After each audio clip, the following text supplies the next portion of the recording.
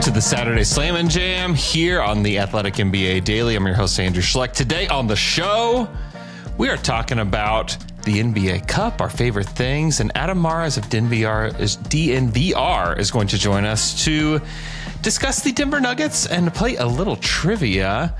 Before we get to any of that, Alex, please tell me, what were the top stories this week? Well, Andrew, our top story this week was the NBA Cup elimination round. On Tuesday and Wednesday, the field of 8 was whittled down to 4. Oklahoma City and Houston in the West, Milwaukee and Atlanta, the Hawks, in the East. Houston made it to the Final Four by playing a very entertaining, very disgusting game against the Golden State Warriors, which they won 91-90. If you like the idea of combining the vibes of a game from 2003 with the three-point attempt rate of a game from 2024, this was the game for you. The two teams combined to go 18 of 65, or 28% from three. Houston, the team that won the game, shot 22% from three. Now, when was the last time the Rockets shot that poorly from 3 and 1? Well, guess what? Not that long ago. 1 month ago, the Rockets won both games of a back-to-back while shooting under 22% from 3 in both games.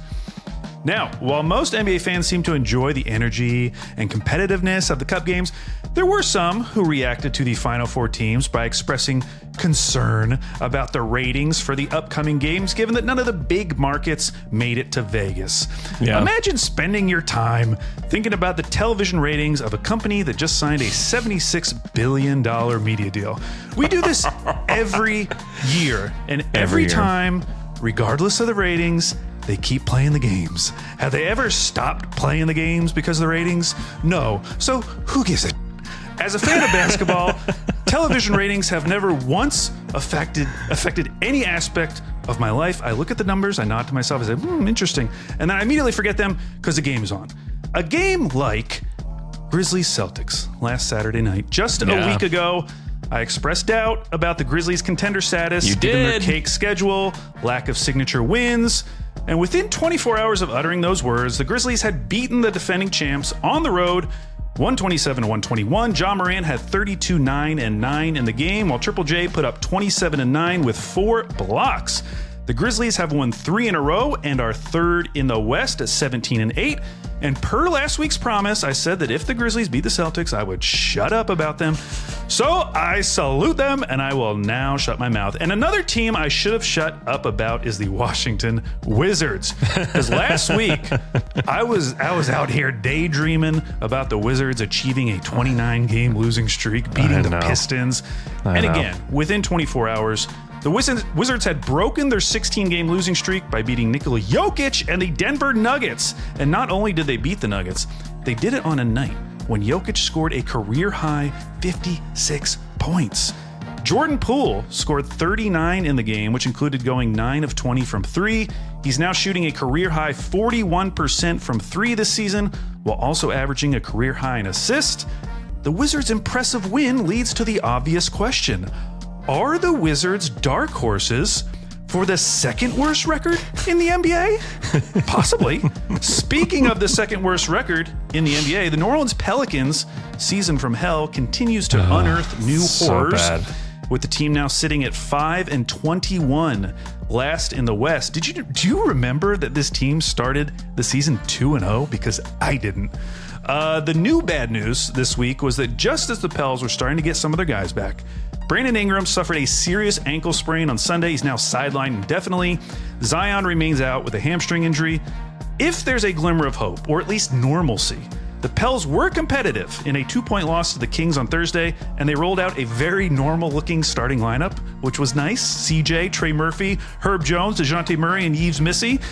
If you want to read more about the Pelicans, go read Will Guillory's article from this week breaking down the potential paths forward for New Orleans, several of which including making significant trades. And finally this week, speaking of trades, we had our first real slop drop of the season. Shams Charania reported the Heat are open to listening to offers on Jimmy Butler. He also reported that Butler's agent has been telling people in league circles that Jimmy would be open to Houston, Dallas, Golden State, and Phoenix. Phoenix, the team that's going to make a trade. Jimmy Butler's agent, Bernie Lee, disagreed with the report, and he let everyone know about it in a series of tweets, which was all very fun. But the underlying story here is pretty interesting. Butler has been unable to get an extension done with Miami.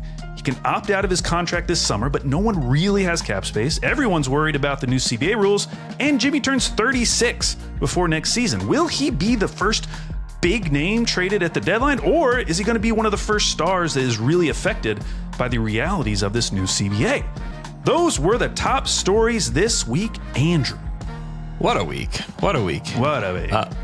Before we get to our favorite things, let's go to our BetMGM line of the week, brought to you by BetMGM. And we are talking about the NBA Cup MVP, Al. Yeah. Number one, as no surprise, Shai Gilgeous-Alexander at a plus 120. Giannis, number two, at a plus 300. And then it drops off. Şengün, plus 650. Trae Young, plus 1,000. Jalen Johnson, plus 1,000. Here we go. Dame. It's just really funny that Dame is like below Trae Young, Jalen Johnson, Şengün. It's just like funny to see him there. J-Dub is plus 4,000.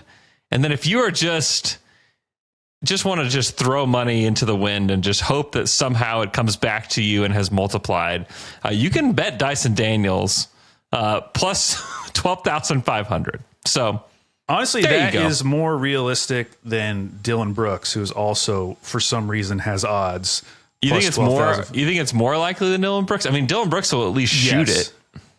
Yes, because Dyson Daniels could theoretically have like a 10 steal game in the final game, and that would be crazy and maybe would be deserving of an MVP. There's no scenario I could imagine where Dylan Brooks wins the MVP. Could you remind me, is the MVP just for the final game, or is it kind of a retrospective award? I believe it's just for the final game, yes. Okay.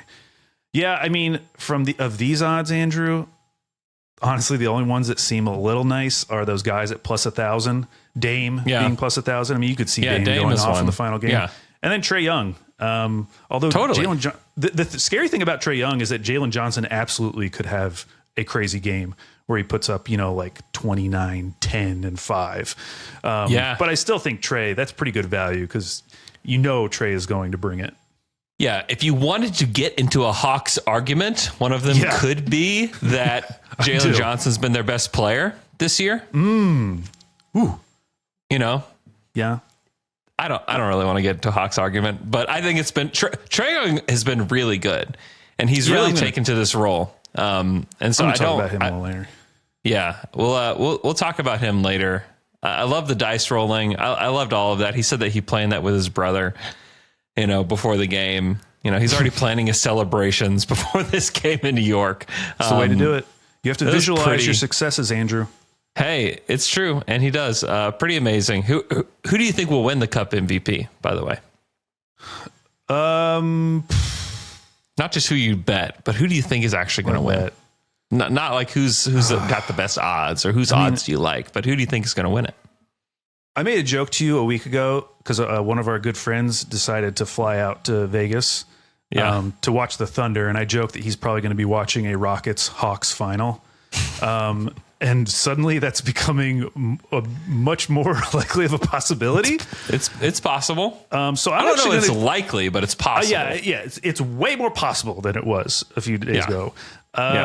So you know what? I'm going to go with Trae Young. I'm going to say that this Hawks, I mentioned them last week, so I feel like I have to keep going with my gut because I said, why not bet the Hawks at plus 1,800? And then I told you, it's probably going to be Hawks and Rockets in the finals. So you know what? I'm going to go Trae Young, plus 1,000. Wow. How many games did the Hawks have to win for me to look good in my preseason prediction? I'm going to mention it later. I'll bring it up later. Don't worry about that. Okay. I'm feeling really good about it, by the way. The Hawks are just really fun. I don't know that they'll get there, but I think they're a really fun team. Okay. So Andrew, that brings us to our favorites of the week. Yep. Our favorite things that happened in this week of basketball, which was actually a weird week of basketball. Not too many teams played. It was the NBA Cup teams, and then like the Raptors randomly had 2 games. So we're going to start off with the favorite quote of this week. All right, Andrew, my favorite quote this week comes from Rockets general manager Rafael Stone. He told ESPN when talking about head coach Ime Udoka, He's not particularly happy when someone scores on Amen. In Ime's world, this should be an impossibility. And if it occurs, it's because Amen did something wrong. Just a great quote. Amen Thompson's obviously a great defender. I don't know if he's so good that it should break your brain. It should break your worldview when he is scored on. I mean, I think it is a possibility. But we're going to watch a Thunder Rockets game coming up on Saturday night. And if he's not there already, I do see Amen Thompson as a good candidate for like best SGA defender in the league in the next few years, because he has that combination of size, athleticism, and strength, which you really need all three of those to guard SGA. And I was looking at some stats about Amen Thompson. So of the 15 two-man lineups that have played at least 300 minutes for the Rockets, Amen Thompson appears in 4 of their top 5, including the best one, which is Amen Thompson and Alperen Şengün. When those two are on the court together, Houston has a plus 17.5 net rating. For context, that two-man lineup isn't just the best on the Rockets. That is the best net rating of any two-man lineup in the NBA that has played at least 300 minutes. And they're just such a fun pair because neither of them shoot the ball. And in this era of 3-point prowess, the age of Steph, the fact that those two guys together are the best two-man lineup in the league is pretty funny. Yeah, that is really wild. It does. It honestly breaks my brain that they are that. It should be an impossibility, Andrew. Is that what you're saying? Should be an impossibility. Although they are a ton of fun. And they just fly around everywhere. Okay, my quote of the week does come from Bernard Lee, Bernie O. Lee on Twitter, who has a profile picture of his baby son as his profile picture, who quote tweeted, shout out to his baby, quote tweeted Shams Charania's tweet. And it's so good, I just have to read it. I just absolutely have to read it and then discuss a little something else. So here's Bernie Lee. After Shams Charania tweeted, the Phoenix Suns are another team that Jimmy Butler's agent, Bernie Lee, has indicated in league circles that the 6-time All-Star is open to as a destination while Miami listens to trade offers. Sources tell ESPN, joining Dallas, Houston, Golden State. He quote tweets it and says, "All right, listen. I gave you a pass yesterday because I was busy. But if you don't stop putting my name on your complete and utter made up BS because you normally aren't worth my time to acknowledge, I don't know what I'm going to do because I'm a middle-aged man, but I just know that it would indicate a severe dislike. World, all of this is fabricated. I have never and honestly, it wouldn't help me or the position I represent to do anything that's been reported by this said, quote, journalist." He says, "Shams, this is your opportunity to say, my bad. I let ChatGPT write my tweets and it went old school Peter Vesey. Shams Peter was a writer in the 90s. He's like, he's explaining it in his tweet. Be a trendsetter, invent a new, I was hacked, carry on all, thank you." Just a strange way to like publicly shame these reports. But I will say, back on April 17th of this year, Shams tweeted that there was fear that Jimmy Butler had a MCL injury on his knee and could miss some time. And Bernie went on SiriusXM radio and just talked about how this was completely untrue. How could he have said this? Why did he do that? He's not even in the room. How could he report this? Yada, yada. Just hours before it was reported that he had a sprained MCL and it was going to be sidelined. And so I'm just saying this has happened before in kind of a different way before. But I can see why you wouldn't want all of this playing out in the public like it is for Shams and what ESPN is doing, which has been a very normal part of the NBA ecosystem. What's not a normal part of the NBA ecosystem is agents retweeting Shams and quote tweeting Shams and just like airing out their feelings. I appreciated it. It was a lot of fun. I expect that either Jimmy's going to get extended by the Heat. This feels like a pressure move to get the extension with the Heat, or maybe he is traded. Do you have like a favorite Jimmy destination that you're like, oh my gosh, this would be a great place for him to land? I think we're at the point where you can't even have a favorite destination. It's just like, what is a possible destination? Because there really only are a couple. Like of the teams that they mentioned, the ones that you can only kind of get like to believe is Golden State and Houston. And I don't really buy the Houston thing. I don't know why they would do that when they're... Well, Sam Amick said on the NBA Daily yesterday that he didn't believe that there was that much interest from the Rockets even. So now you're down to Golden State. I don't understand what the package would be for a Dallas trade since they traded away so many of their picks last year. Yeah, it would basically trade all their depth. It would have to include PJ Washington. So I don't get that one either. So it's really Golden State. So by default, my favorite pick for Jimmy is Golden State. And that one, you can come up with deals. They do make sense. There's just no indication one way or the other, like how much interest there is for the Warriors. Like would they be willing to give up Wiggins and Kuminga? That's a lot of wing depth to give up for a guy that's going to be 36 and you're going to have to give him a huge deal next year. On the other hand, like they're kind of at the end of the road here. If their guys are getting older, they probably have one more big splash trade left in them. They have a lot of future picks available to them to trade. I just don't know if Jimmy would be my first pick for them. It's not a bad option, but I don't know if it would be my first pick. Yeah, I don't think it would be either. The destination that I love, and our buddy Sam Vecini mentioned this one. What about the Grizzlies? I know that's not on his list. No, but there's no way the Grizzlies would do it. I just wonder, because they suddenly have some depth with some of the young guys that they have. Yeah. And so I just wonder if you could cobble that. The problem is like cobbling enough salary together to get there, but they have enough salary to do it. And Jimmy, God, wouldn't he be so endearing in Memphis? Isn't he like he's a Grizzly. Like he kind of reads as a Grizzly personality wise. I mean, sure, for a half season, yeah, but you don't think is it going to be as endearing and fun when he's making $50 million for the next 3 seasons or something? No, till his 39th season? No, there's no way the Grizzlies would do that. Well, then it may just be that he doesn't get $50 million. So if I had to guess where this ends up, I actually bet he stays in Miami. He signs an extension. It's for much less than he wanted, but it's just the reality of the situation. Trades are too hard right now to even come up with. Our trade machines are dead. We don't know how to use them anymore. And so I think it really does end up with him just back in Miami on maybe a 2-year extension, and he's making like 30 to 35 or something. Like that sounds crazy now, but like I don't see what the other option is.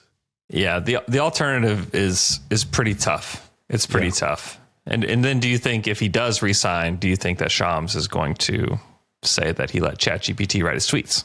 It's a great question. Yeah, I wish Jimmy Butler's agent had spent a little bit more time on those tweets because they are kind of difficult to read. I was trying to read through them last night. They are. I just need a little bit more punctuation. Well, he needs an editor. Let's get the man an editor because he's pumping out some great tweets. We just need a little editing. Okay, next up, our favorite stat of the week. Now, Andrew, I was watching a Sam Vecini video that he made about the Knicks-Hawks game this week. Yeah. It was all about how Trae Young, all caps, destroyed the Knicks pick-and-roll defense. And it was a classic Trae game in the pick-and-roll, a play that has defined his career. So I went to look at his pick-and-roll stats for this season, and Andrew, I knew he was having an inefficient year, but I had no idea how bad it has been in the pick-and-roll, his bread and butter. On over 10 pick-and-roll possessions per game, which I think is top 5, Trae is generating 0.77 points per possession. Now, for context, here are the points per possession in the pick and roll for Trae Young over the last couple seasons. 0.98, 0.94, 0.97, 0.98. He's consistently been very good in the pick and roll. So what's happening? Well, as a pick and roll ball handler, Trae is shooting 36.3% on those possessions. And while he's never been the most efficient player, that is well below what you normally expect. Something else you would normally expect is that in the pick and roll, he's turning it over on over 21% of those possessions.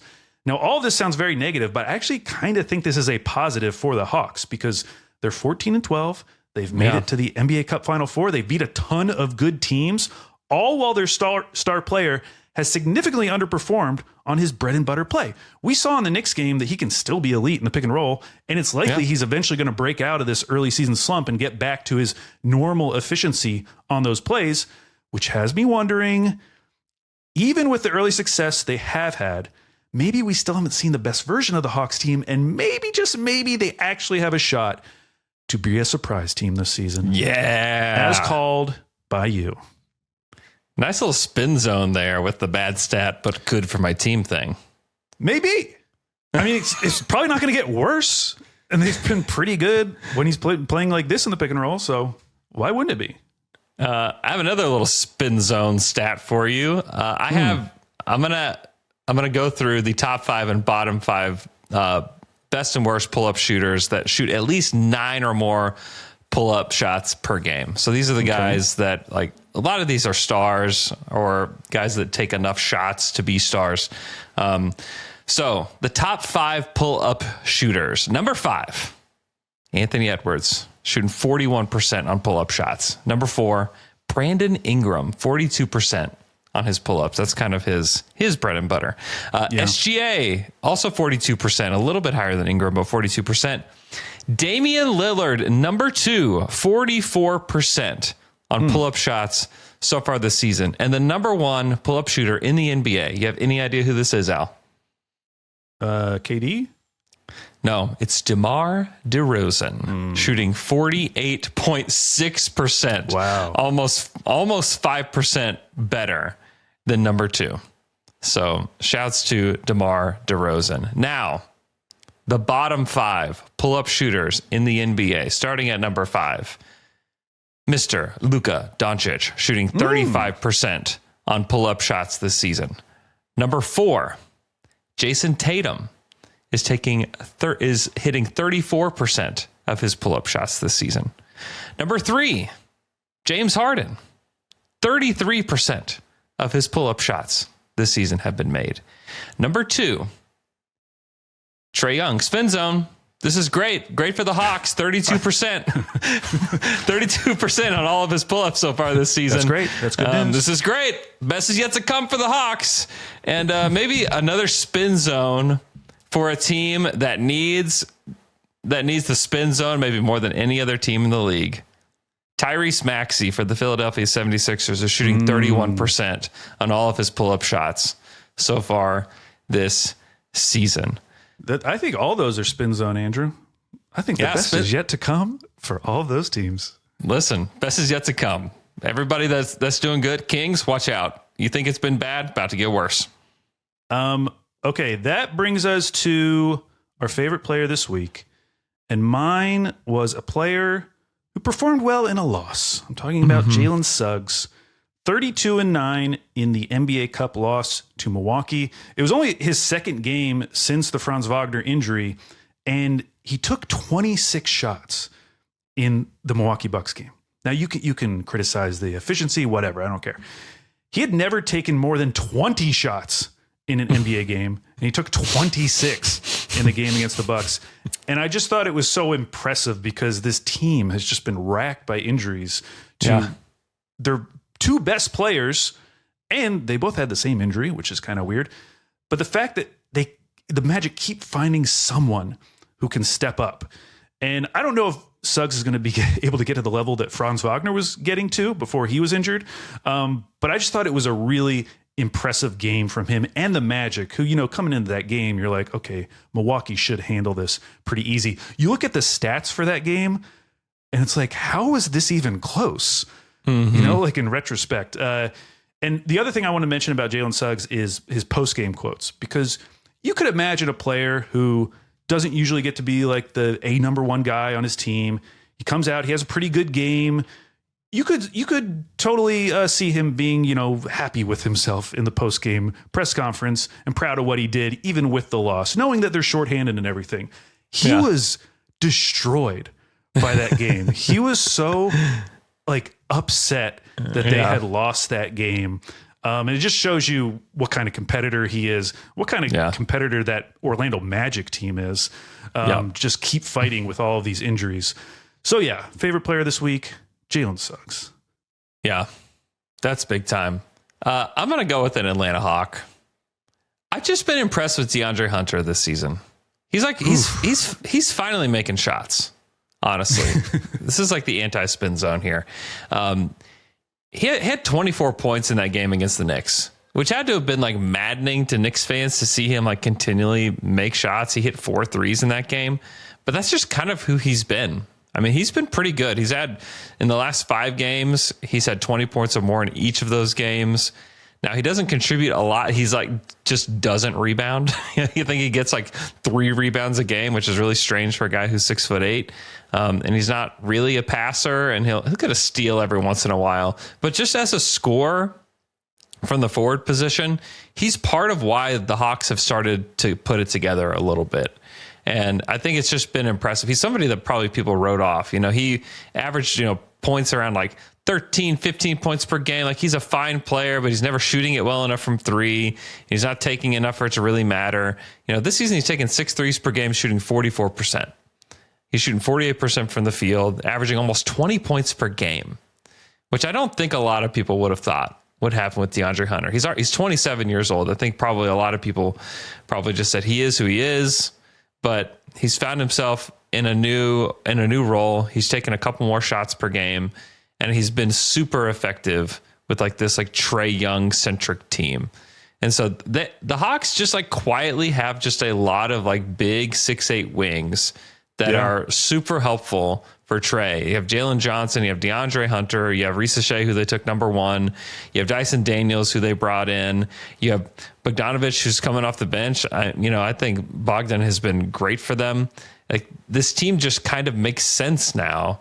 And this was said by Zena Keita earlier this week, but the early returns on that DeJounte Murray trade are looking really good for Atlanta, which I didn't think could happen, honestly. You thought like it was a mistake to trade for him, and now you just have to cut your losses kind of trade is what it felt like. But getting Dyson Daniels in that trade has really started to turn things around. I mean, Dyson has been really good for them.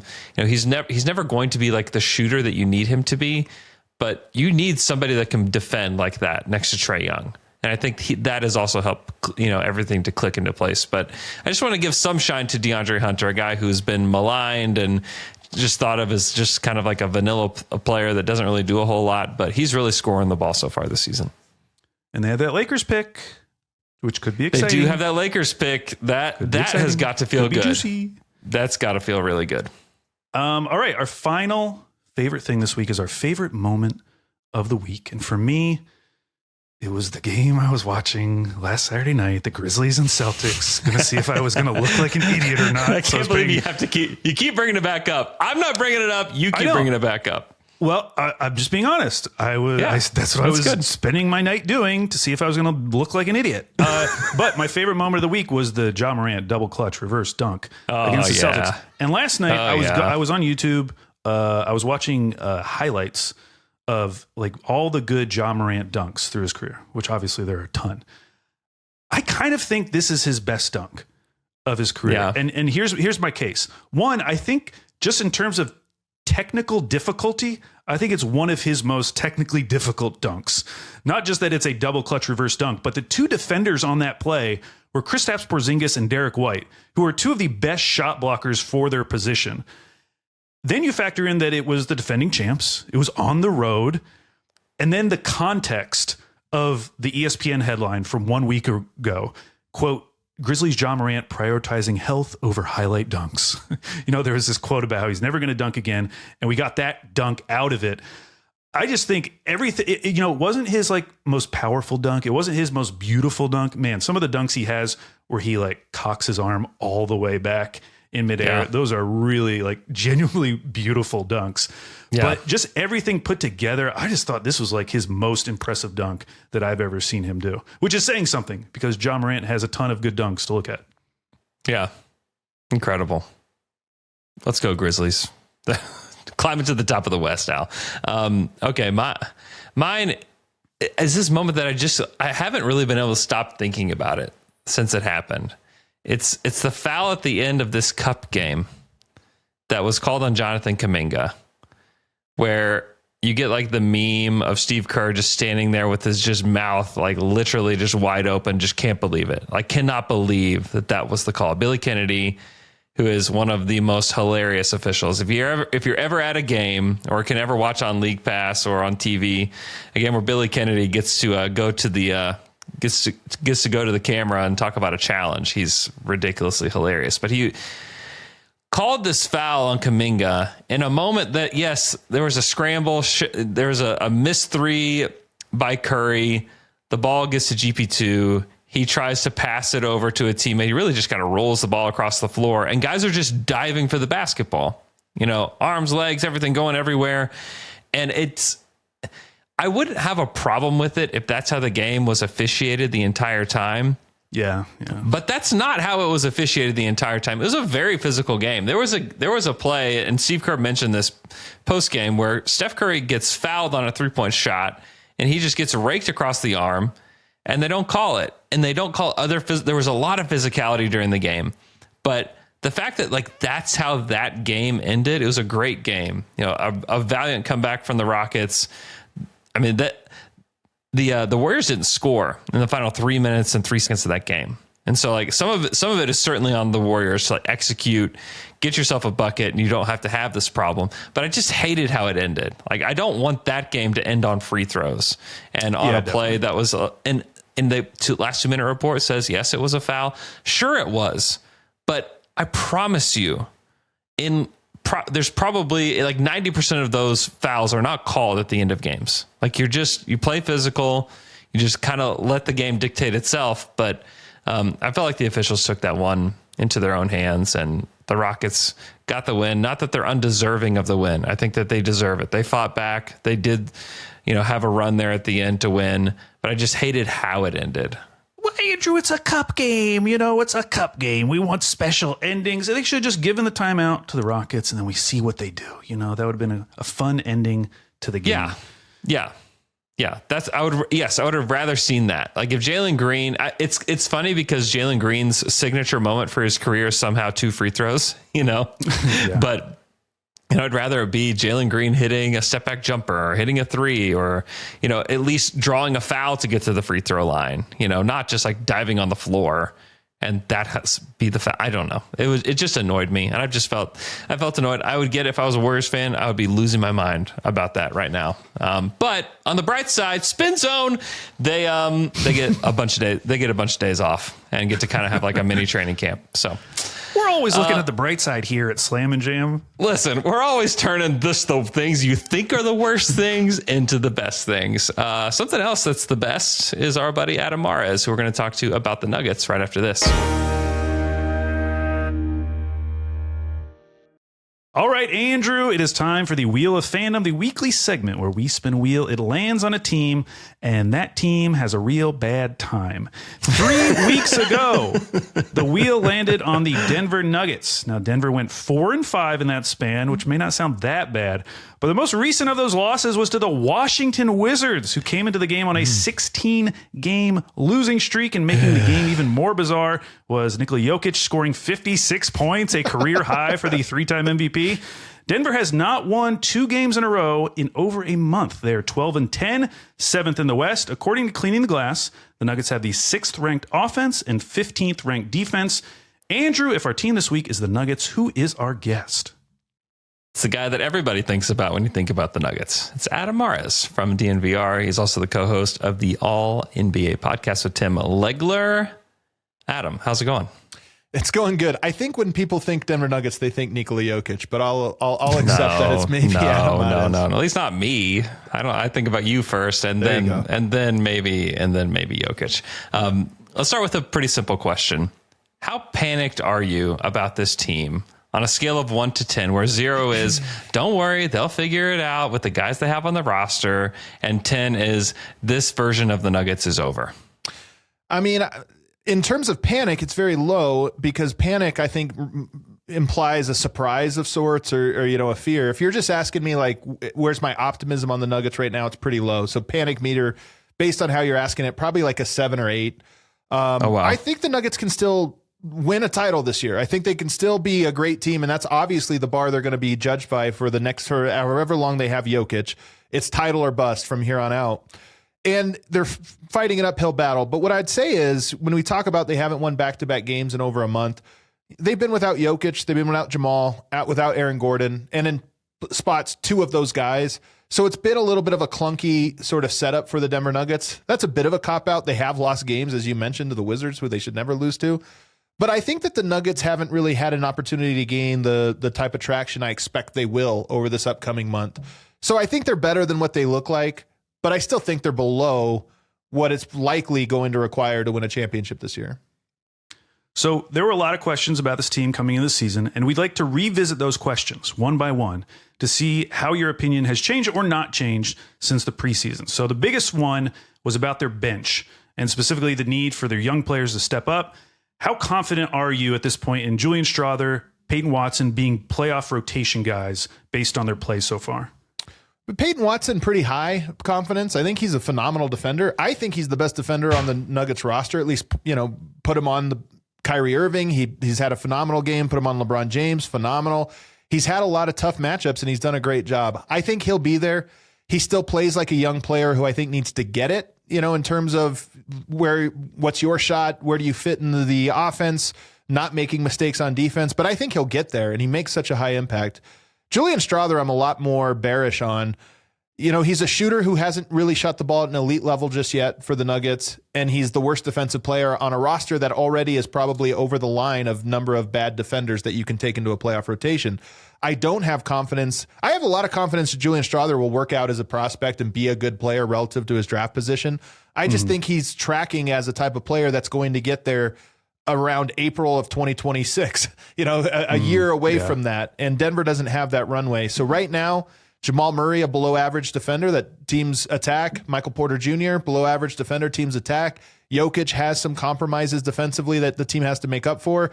I just don't think you can add Julian Strawther to a playoff rotation around those other guys who are more important. So for him, 0%. For Peyton Watson, probably 95%. Okay. So another big question was whether Jamal Murray's play in the Olympics over the summer was just a weird slump or whether it was a sign of something more concerning. He's dealt with some injuries so far, missing 5 games, including the last 2 with a hamstring injury. His shooting percentages are also down. Do you feel like he's on his way back to where he was, or you still have concerns? So physically, he looks a lot better than he did 2 months ago. He just looks a little thinner, has a little bit more pop. I mean, he's been out for a little bit, so we haven't seen him. But right before he went out, I just thought physically he looked better, but his performance still is probably in between what he was for Team Canada and what he was at this point last season in the regular season. So it's definitely a concern. It's the number one concern, in my opinion, around the Denver Nuggets is they won a championship because Jamal Murray was one of the 20 best players in the NBA for a 2-month stretch during the playoffs. And we've seen it a handful of times in these high profile situations. He's risen his game to this level where you go, wow, that's who he is. Okay, they're a contender. He's nowhere near that at the moment. I think the team has sort of lost confidence in him, to be honest with you, for the first time. I think they've dealt with his early season malaise.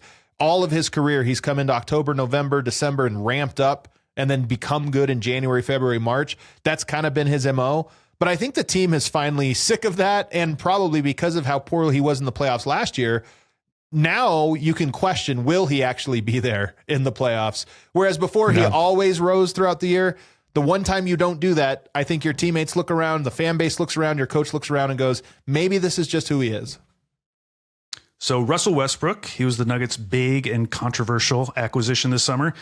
How has the Russ experience been for you so far? Are you more or less hopeful that this fit can work, assuming other things with the Nuggets improve?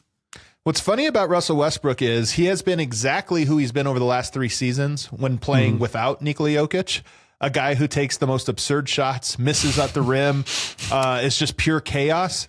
And then when he plays with Nikola Jokic, he turns into prime Magic Johnson. And we always joke here in Denver about backup point guards. They have the easiest job ever when they stagger with Jokic. You don't have to run a nuanced offense. Just find Jokic. Run a little pick and roll, and the first moment you have to get it to him, just get it to him. Russ has taken that to heart. He presses the pass to Jokic button every single dime down court. And when you look at Jokic, right there in the mix for the scoring title this year. I think Russell Westbrook is as big a reason as any in that when he's on the court, Jokic is just getting the ball in the paint consistently. So he's been phenomenal when playing with Jokic, and he's been about what you would expect when not playing with Jokic. So thinking ahead to the rest of the season, how would you rank these scenarios in terms of likelihood? First, is it Nuggets stand pat this season? Next is Nuggets make a small trade for a rotation player. The next is the Nuggets make a big trade involving a key rotation piece. Or the last one is Michael Malone is fired. Oh, man, I have to rank those in order of how they happen because I actually think it's possible that the last three all happen. I think Denver is at a point where almost certainly the roster they will enter the playoffs with is not the roster they have now. Now, whether that is they find a small trade to clear a roster spot and add a Justin Holiday, who's still in Denver, was with the team last year, and you just add him to the roster, an extra shooter, veteran player. I think that one's almost a lock. At a bare minimum, I think they're going to do that. And then there's a chance that they do take a swing at a bigger player. You know, you look at a Jamal Murray, and Jamal Murray is ineligible to be traded in the season, but you look at a Michael Porter Jr., I think there's a world out there where I could see them moving on from him. They need shooting, so they need what he provides, but more than anything, they need depth. And as we mentioned earlier with Julian Strawther, I just think in today's NBA, you can go into a playoff series with one negative defender on the court at any given time. And as the roster shakes out right now, Denver almost always has at least two on the floor, and in the playoffs, that projects to happen forward. So if you're not going to lose Murray, Michael Porter is a piece that I think you could look at and say he's a max contract. You could probably bring in a pretty good player. So I wouldn't be surprised. And then lastly, I think this is Michael Malone's last season with Denver unless they win a championship. So unless they win the championship, I think that one hits as well. Are there any fun fake trades that like Nuggets fans continue to throw at you? I think the one you think about, and I think half of this is just because he's Serbian, but Atlanta, Trae Young and Michael Porter Jr. were obviously AAU teammates, best friends. They play together. So Michael Porter going there and bringing back Bogdan Bogdanovic and maybe DeAndre Hunter, maybe Larry Nance, something of that nature. You'd have to make the contracts work. That's always tricky, but there are some options out there that it is a workable trade. And I think about that one. I mean, you would get some of Michael Porter's shooting out of Bogdan Bogdanovic.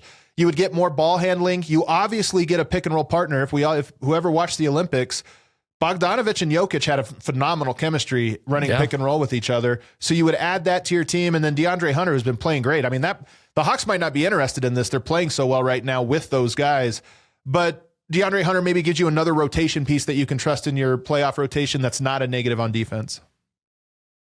All right, well, thank you for giving us the update on the Nuggets, Adam. But it is now time to play Andrew versus the Beat. And this is a very special edition of Andrew versus the Beat. It's the first time in Slam and Jam history that all 8 questions are about a single player. Oh, wow. That's right. All 8 questions are about Vlatko Čančar. Nikola Jokic. Nikola Jokic. So how this works, 8 questions. Adam, you're going to give me a number between 1 and 8. Corresponding to a question. I'm going to get killed. I got to win this one. You have to understand. Get killed. You guys could single-handedly ruin my entire reputation right now if I lose this. I think I know more about Jokic than any person not related to him. So if I lose this, I'm going to be absolutely humiliated. Okay. That is a great way to set the stage. The question could be easy, could be hard. If you get it right, you'll get at least 2 points. If you get it wrong, Andrew have a chance to steal for 1. So to start us off, Adam, I just need a number between 1 and 8. And to be clear, the questions are about Jokic, but the answers aren't always about Jokic. So okay, all right, there's my out. There's your out. I'll take number 3. All right, question number 3. Jokic has already had 4 40-point games this season. The most he's ever had in a season is 5. How many 40-point games has he had in his career? Now, Adam, you get to choose who answers first. You can make Andrew answer, and then you can go higher or lower. Or you can guess, and then Andrew will go higher or lower. But if you do make Andrew guess and he gets it exactly correct, he would get a bonus point, just as a warning. All right, let me see if I can think this out. So he has 4 this year, 5 in his top year. And then I can go through in my head a handful of games otherwise. So let me think here. This includes playoffs or just regular season? This includes playoffs. It does. I'm going to go with 16. Hey, Andrew, would you like to go higher or lower? Higher. Correct answer is 29. That was way off. Way off. 29. Well, there you go. 29. I was thinking the playoffs, he has like a bunch of them. Yeah, he's got to have a lot in the playoffs. I'll go number one, Al. All right, 29. question number one. Nikola Jokic may be the greatest on-off king in NBA history. Per Cleaning the Glass, the Nuggets are plus 31.2 points per 100 possessions better when he is on the court, the highest mark of his career. The Cleaning the Glass database goes back to the 03-04 season. Prior to Jokic, which Nugget had the highest on-off differential for a season? And this was a guy who would have been part of like the regular rotation, played a lot of minutes, like 2,000 plus minutes. So it's not someone random who just played, 50 minutes or something like that. Yeah. And it has to be prior boy. to Jokic, so it's not one of his teammates. Yeah. What about Andre Iguodala? Oh, man, that's such a good one. Iguodala. Andrew, that is incorrect. All right. Adam, you have a chance to steal. What if I try another Andre Miller? Andre Miller? That is also incorrect. The correct answer in the 03-04 season with a plus 14 on-off differential, Nene. Nene. All right. Nene. There you go. Wow. Nene. All right. All right, Adam, the 03-04. board is yours. I'll take number 2. We'll stay these little ones. Question number 2. Denver has attempted the most free throws in the league this season. Despite that, there's only one teammate in Nikola Jokic's career who has attempted at least 5 free throws per game. Who is it? And I have to answer this one, huh? That is correct. So a Jokic teammate at some point in his career who averaged 5+ free throw attempts per game for a season. Oh my gosh. I think I only know the one answer to has this done one. And man, I'd have to really think about this longer, but the first name that came to my head was Danilo Gallinari. Adam? That is correct for Let's 2 go. points. Let's Wow. go. Well He's done. on the Virgin. board 2-1. Andrew, Well the done. board is yours. We'll go number 4. Question number 4. The Nuggets are currently 26th in defensive rebound percentage, their worst league ranking in Jokic's career. Since Jokic entered the league in 2015-16, which Nugget has had the second most rebounds for Denver? Since 15-16. Yeah, so Jokic is number 1, obviously. Since You're that, talking about- during that anyone since 2015-16 till now, Jokic is number 1. Who is number 2 in most Total? rebounds? Total rebounds? Oh boy. So this is like a longevity question. Yeah. Shoot. And it could be somebody on the Nuggets. It could be somebody who's no longer on the Nuggets. Yeah. They just had to have played during that time span. Wait, what? Wait. I'm literally confused. I literally get confused by this Just question. the period from 2015-16 to 23-20 to 24. Okay. Most Yeah. total rebounds. Well, I mean, I guess this year too. Over that entire time span, Nikola Jokic has collected the most rebounds for the Denver Nuggets. Who is number 2 on that list? It could have been someone who is currently on the team. It could have been somebody who played for them a few years ago. It was just they just had to do it as a Nugget. Oh, okay. As a Nugget. Dude, I don't know. What about Kenneth Faried? Kenneth Faried. That's incorrect, Andrew. Adam, you have a chance to steal. So I have 3, maybe, I think I have 3 guesses on this. I have to whittle it down. It could be Aaron Gordon. It could be Paul Millsap. But I think it's actually Jamal Murray, just by virtue of the fact that he's been there for 10 years now. Played in 8 of them, 8.5. So I'm going to go Jamal. Would you believe that it is Oh, no. actually Will the Thrill I almost Barton? went Will too. Really? He played. He's Yeah. just played with him so much. That's the longevity thing. Yeah, it's That the is longevity, and he was That like is 5 rebounds a game. wild. Man, I almost threw him into the mix. All right, Will all right. Barton. Adam, the board is yours. all right. Let's go 8. These little numbers aren't doing it for me. Question number 8. Okay. Which NBA team does Jokic average the most points against? And I'm going to give you 3 clues to help you out. Okay. Eastern Conference team, Ooh, no that former wasn't Nuggets helpful. currently on the roster, Okay. and the most recent player to play for both the Pacers. Oh my gosh. It's the Pacers. I'm an idiot. I made one of my clues include the name. Yeah, that's tough. Embarrassing. I don't think I would have guessed that. I might have. I don't think I would have guessed it, though. It was supposed to be the last player to play for both teams is no longer in either team, which is Bruce Brown. Anyways, I'm going to have to give you a different question. I'm going to have to come up with another question in the meantime. On the fly. Okay. The average Jokic shot attempt comes from 10.6 feet away from the basket. Okay. Among Nuggets players who average at least 20 minutes per game this season, who is the only player whose average shot distance is closer to the basket than Jokic? That's got to be Aaron Gordon. That is incorrect. Wait, Aaron Gordon takes shots farther than Jokic on average? Did you ask that written backwards? No. I'll double check what I did. I'm like, hold on. There's no way Aaron Gordon there's no way he takes farther shot. Maybe. I mean, I will give you the stats. Andrew, would you like to guess? I don't know. 20 minutes a game. Christian Brown? I don't know. Andrew, that is correct. In order. Yes. Christian Brown's shot distance, 9.1. Jokic, 10.6. Aaron Gordon, 10.8. How is Aaron Gordon taking an average 11? That's wild. That's wild this year. He has taken the more threes, so maybe that's it. Okay, Andrew, the board is yours. Number 5. Question number 5. Nikola Jokic has already attempted 7 heaves this season, shots beyond half court. Yeah. For his career, he is 0 for 35 on heaves. Wow. In fact, as a team, there's only one player on the current Denver roster who has ever shot and made a heave. Who is it?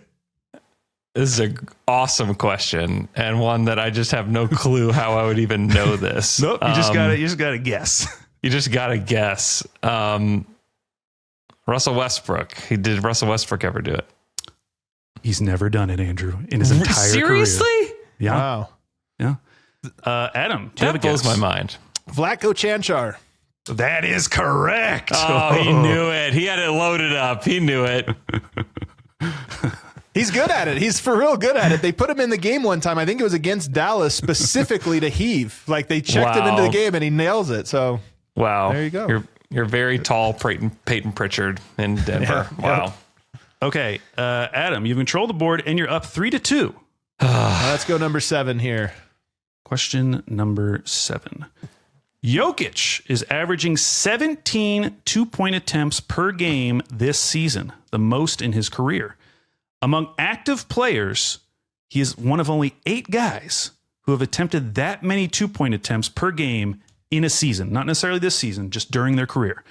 So we're going to name the other 7 players. So these are active players who at some point during their career averaged over 17 two-point attempts per game in a season. And you're going to guess, and then Andrew will guess, and we'll go back and forth until one of you stumbles. So I would guess Giannis. Giannis is correct. That's a good one. Andrew. What about KD? Kevin Durant. Andrew is incorrect. Wow. Amazing. Sounds wrong. I feel so ashamed. Oh, yes. Any other guesses? Just for fun? Shaq, I would have guessed. Well, he is not active. Oh, you said active players? Yeah, I'm sorry. High volume inside the paint. Let me see how close you were, Andrew. Oh, one season, 09-10. Yeah. Took 16.1. What about AD? Yeah, Anthony Davis is one. Is Zion one? Yeah. He didn't take that many, Zion's did he? not. The other names, Joel Embiid. That one makes sense. Yeah, makes sense. DeMar DeRozan makes sense. Also makes sense. The other 2, OKC guards, SGA and Russell Westbrook. No. Westbrook makes sense. SGA actually. did? Yeah. That's a lot. Oh, man. Wow. That's a lot. Man. There are very few questions that make you just like think and hate yourself the rest of the day. That's definitely like one of them. Definitely. You'll be thinking about that one. Okay. So we do have one question left. I had to make it up on the fly. We're going to do another question like that. Because one of the only stats that Nikola Jokic is not number one in like Denver Nuggets history is blocks. He's 10th all time in blocks. Okay. So we're going to name the other 9 players in Nuggets franchise history who have had more blocks than Jokic. So I believe, Andrew, this would have been your question. So you get first guess, and then we'll go to Adam and back and forth. Dikembe Mutombo. Man, he's number one, Andrew. What a guess. Yay. I was really hoping you'd let me have that one. Marcus Camby. Number 2. You guys are on a roll. Right. Andrew, it'd be great if you did number 3 right now. Oh, boy. It'd be really impressive. I don't think this guy's number 3. Okay. We mentioned him earlier. What about Nene? Number 9, I thought he was Andrew. to say no. Oh, my gosh. 9. I did not feel good about that for good reason. Any other names, Adam? Birdman? Birdman tied for number 5. All right. Birdman. Andrew, back to you. Nuggets big men. Nuggets that aren't Nikola Jokic. It is kind of hard. What about Antonio McDyess? Ooh, number 7, Andrew. Nice pull. Wow. You're getting up now. It's like the guys that just played a long time. I try just to think of bigs that played for a lot. And I don't even know if they kept stats with Dan Issel's blocks.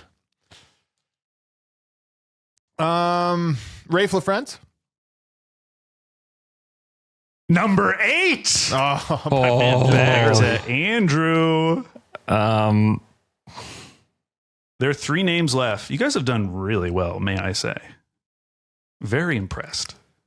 Keep this going. I've only got one more guess. I was going to say, I don't know that There's one name you might get, Andrew. That's the other 2. There's no way. I just don't know. I mean, I don't think Aaron Gordon's on the list because he hadn't been there long enough, but I'll just say Aaron Gordon. But I'm quite confident that's wrong. You're correct. Shots. You're very confident. Yeah, he doesn't that block. Was wrong. Yeah, I don't know. I have no names in my brain. What was your last name you had? I was going to guess Jokic just because he's like the 4th most games played or something now. Oh, yeah. He was number 10. That was part of the question. Oh, that was part of the question? Counted for. The other name, then you would just go with Issel or English. Okay, English, number 5. Yeah. Issel may be a thing where they weren't counting blocks at that point. Because the other 2 names, Bobby Jones and Wayne Cooper. I don't think you were going to get either of those. Yeah. I was not going to get there. Bobby Jones played for like a year and a half. That's crazy. Adam, you have won Andrew versus the Beat. 6-2, a dominating win. 6-2, that hurts. That is embarrassing. Wow. No, it would have been embarrassing if I lost the Jokic draft. I had to get this one. I had to. Well, you did it. Flying colors. Wow. Please go check out all of Adam's work. They do great stuff at DNVR. They do a very fun post-game show that you should, if you're a fan of any team and your team plays the Nuggets, you should definitely just go listen to their show because they have it's always a really fun vibe. And then go listen to his show with Tim Legler. It's so good. What's the topic this week? Well, today we do it 4 times a week. Today we previewed the NBA Cup and we talked about the most disappointing players in the NBA. Ooh, kind of a negative Friday. Any little preview of somebody that's on the list? I think, you know what? This was a non-controversial list. I think the disappointing players are very loud. Tyrese Halliburton, 76ers. We all know the guys that are struggling this year. Yeah. Go check out the All NBA podcast and everything at DNVR. Adam, thanks for coming on. Thank you, guys. All right, Andrew, that was Nuggets week. 3 weeks of Nuggets. So it's almost Nuggets month. It was Nuggets month. It's finally time to respin the wheel, see what team it lands on, and become a fan of that team for the next week. As a reminder, the last 3 teams we've landed on have gone a combined 4-13 during their Wheel of Fandom weeks, including 2 winless weeks. So do you want this for your team? I don't know. Let's spin the wheel and see who we get. This week's Wheel of Fandom team will be the Indiana Pacers. Oh, Feels like a bad omen for them. You know what? Spin zone. You thought it could get worse. It's getting much worse, Indiana. We're coming for you. Oh my gosh. I remember I was talking about their schedule and they still had like a couple. Yeah. Okay. So they play Philly tonight. Okay. Winnable. Then they play the Pelicans on surely Sunday. Winnable. Yeah. And then they start at Phoenix, at Sacramento, at Golden State. Now we're only going to see the at Phoenix. So actually they only play 3 games this week. So we're limiting the damage. Yeah. It can only be 3 games. Only be 3. Not in the cup. Not in the cup this time, man. Just think about, man. They weren't in the cup last year. They were in the in-season tournament last year, and Pacers fans are riding high, man. I met this Pacers fan from Hawaii, and he came to the in-season tournament from Hawaii. I just thought that was just unbelievable. If you're not watching on YouTube, the wheel was spinning, and the team right before the Pacers was going to be the New Orleans Pelicans. And if that had happened, I might have had to respin because I don't know what that might have caused to the Pelicans franchise. What could possibly happen? Could actually So happen. luckily it went a little bit further. They would have all gotten smallpox. So, okay. Please leave us a 5-star review on Apple Podcasts. We will read it on the show. Also, if you'll leave us comments on Spotify, I may start reading those on the show as well. So leave comments. You can leave them on specific episodes. So you could do that as well if you're a Spotify user. This comes from Gabre882. 5 stars. Great pod. Glad to hear Alex concedes the Grizz are legit contenders after beating the Celtics in Boston on Saturday. 5 stars. This next one says, Slam and Jam is a great show. 5 stars. Excellent NBA show with Andrew and Alex. And wow, John Hollinger this Saturday. Y'all on fire. Thanks so much for that. And this last one comes from Wizards Trash Talker. 5 stars. Slam and Jam. Curse of the Wizards. The Wheel of Fandom is undefeated. Denver thought they were safe, but the Thanksgiving Slam and Jam hiatus opened up the window for the Washington Wizards to strike. In a Saturday night game, which I was in attendance, Jokic had a monster 56, 16, and 8, and it wasn't enough. The Wizards broke a 16-game losing streak, and Jordan Poole got MVP chance at the foul line. An incredible highlight in our sad season. The Wheel of Fandom has shined upon us. Praise be to the basketball gods. 5 stars. Thank you for that review. Again, leave us a 5-star review. We'll read it on the show. And you can leave comments in Spotify if you would prefer to do that. Also, leave us some comments on our YouTube page. If you're not watching on YouTube, would love for you guys to join us there as well. Hope you guys have a great weekend. Enjoy the basketball and the cup.